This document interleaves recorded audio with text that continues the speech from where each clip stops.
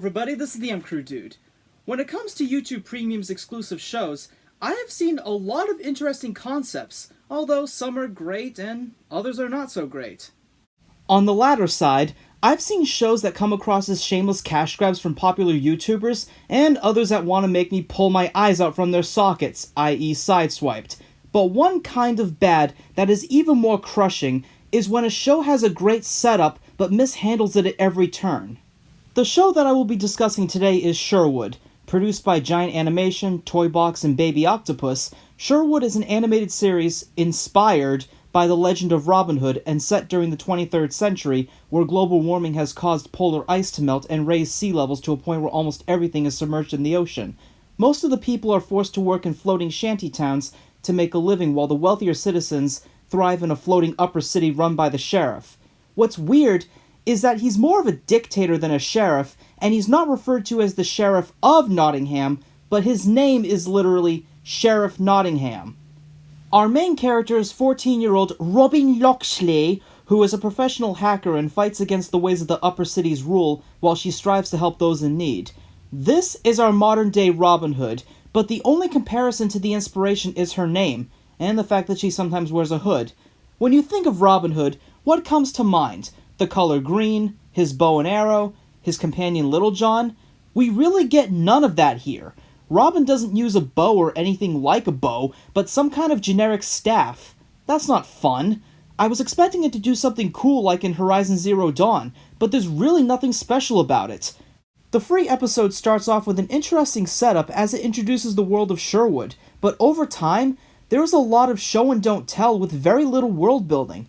I mean, this is a fascinating and beautifully colored world, and yet most of the scenes hardly have anything interesting. The story begins as Robin steals a pack of medicine from the upper city, but is identified before her escape. She meets up with her adoptive aunt who works as a seaweed farmer, but is immediately followed by a couple of the upper city's giant flying drones called the Drobos. They're essentially these large robotic jellyfish things that look an awful lot like Netches from Morrowind, and they kidnap Aunt Tui while Robin is thrown into the ocean and rescued by a couple of misfits. Here we meet a pirate, who never does any real pirating, named Inigo, and a former miner named Gripper. They have a few arguments, but then reluctantly agree to help Robin free her aunt from the prison cube. In the process, Robin touches a glowing device which fuses into her gauntlet and allows her to easily hack devices within the upper city. Inside the prison, Tui resists torturous interrogation by the sheriff's son, Gisborne, and meets another prisoner named Rose. The thing about Gisborne is that he is very inconsistent in his character. He constantly screws up and tries very hard to impress his father over the course of the series, but always fails, which fuels his frustration. He has moments of sympathy and more moments of ruthlessness, and I would be okay with it if he was built up to be a more dynamic character, but there is no payoff for him at all. Anyways, Robin eventually rescues Tui and Rose, and they escape while fighting off more Drobos. Robin uses the gauntlet to unlock the main door, and realizes that the door has scanned her genetic code through her gauntlet and identified her as her father, Thomas. Through this revelation, Robin believes that her father is somewhere within the upper city, and aims to learn what happened to him. When they regroup with Inigo and Gripper, they agree to work together as a team and rise against the iron-fisted dictatorship of the sheriff. Despite this promising setup, I find that a lot of the episodes sort of stagnate before the big climactic battle during the last few episodes of the show. I wouldn't say it's worth paying a subscription to watch, but like Robin herself, I happen to have some of my own computer talents, so we're gonna watch it for free.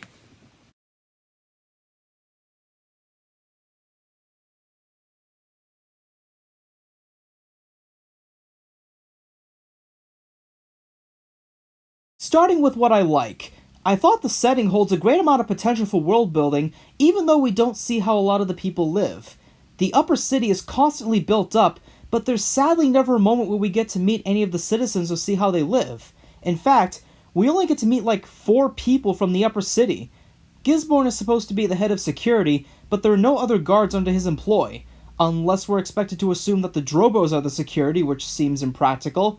The technology looks cool, and has a nice sci-fi aesthetic, and I thought a lot of the colors and the lighting during some scenes looked really nice. The atmosphere for some scenes is very visually appealing when it wants to be, and I actually wanted more of those moments throughout. The music is mostly good and empowering, and there were a few songs that were grating. The song in the intro was especially beautiful, and I was actually hoping for an extended version of it. The animation is alright for a web cartoon, and even though some people make fun of it for looking like Fortnite, which it does not, I was okay with a lot of the character designs. In fact, it sort of reminds me of Star Wars Rebels. Unfortunately, there are plenty of reasons why I was unable to get invested. The technology is cool and all, but there is very little explanation for how the world operates and the conventional uses for a lot of the cool objects we see.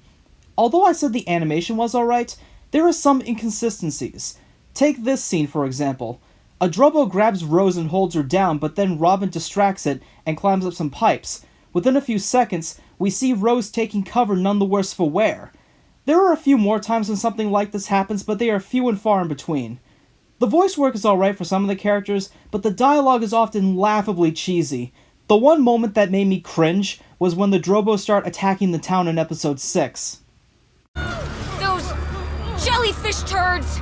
I'm gonna punch every single one of them in their turd faces. Speaking of Drobos, they aren't that bad looking, but I was hoping for enemy designs that looked a little bit more threatening. I noticed that there are two slightly different designs for the Drobo, with one being slightly larger. There's no real difference, but really, they couldn't have called it something different like the Elite? I don't know, just something to add a bit more depth to the lore.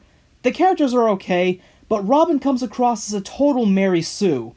She seems to be flawless in everything she does, and barely has any weaknesses. When she's helpless or in peril, it's usually done in a way to show her easily overcome difficult odds and become the strong female hero. I like the idea of having a young female Robin Hood, but she isn't a very complex character, and she never does anything to feel like a modern-day telling of the legend, despite the constant hammering that this is supposed to be inspired by the legend of Robin Hood. She technically steals data or medicine from the upper city, but that's about it. The worst offending character of all is the freaking little girl. Ever since her introduction in the second episode, she is nothing but an annoyance. She's constantly doing stupid things while putting herself in harm's way only to be rescued, and most of her dialogue is either bland or a simple repeat of what characters just said. Good luck. Thanks. Kick some butt, crazy girl. Yeah! Kick some butt, crazy girl!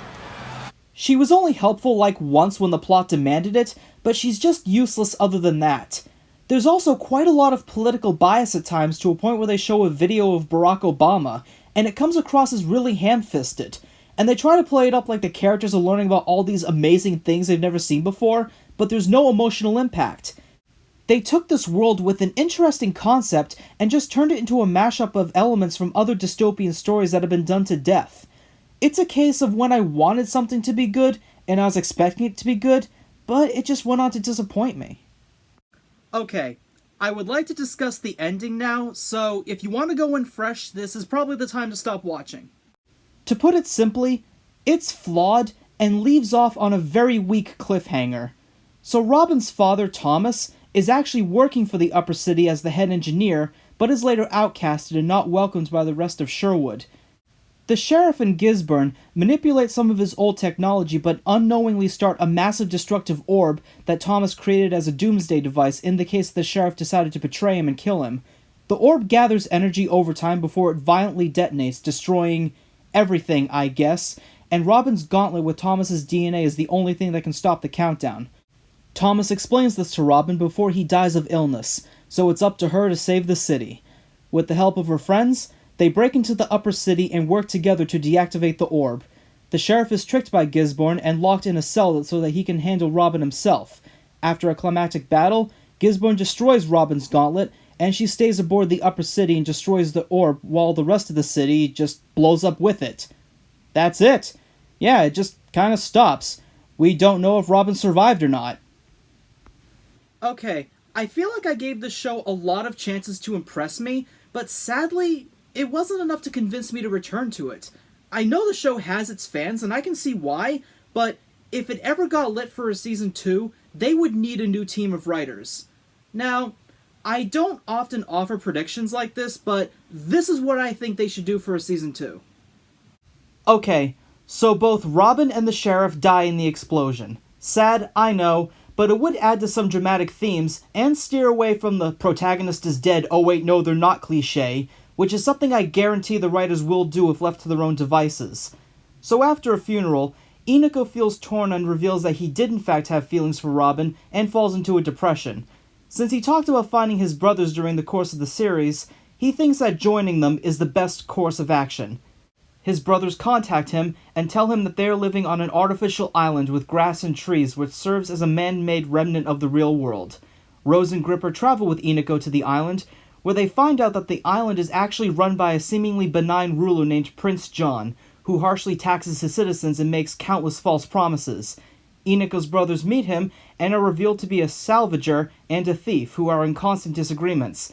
The thief thinks that there is no honor in salvaging scrap to sell, while the salvager is very outspoken about how stealing is morally wrong. Inigo decides to join Prince John's guard and is given a cool sci-fi bow. Prince John eventually decides to introduce Inigo to the guard captain, who turns out to be Gisborne, and he immediately recognizes Inigo and attacks him. When the two are questioned, Gisborne lies to Prince John that Inigo caused the destruction of the upper city and killed his father. Prince John takes Gisborne's side and attempts to have Inigo arrested, but he escapes. Eventually, they find a lead on King Richard, and after they find him in hiding, it turns out that he doesn't want to be found, believing that the world is so badly messed up that it is beyond even his repair. So it is up to Inigo, his friends, and his brothers to overthrow the prince and bring peace to the world. That's just one dude's opinion. It's a harmless show, but it needs a lot of improvement if it wants to be widely successful. This is the M Crew Dude, signing off, wishing you all a very pleasant day.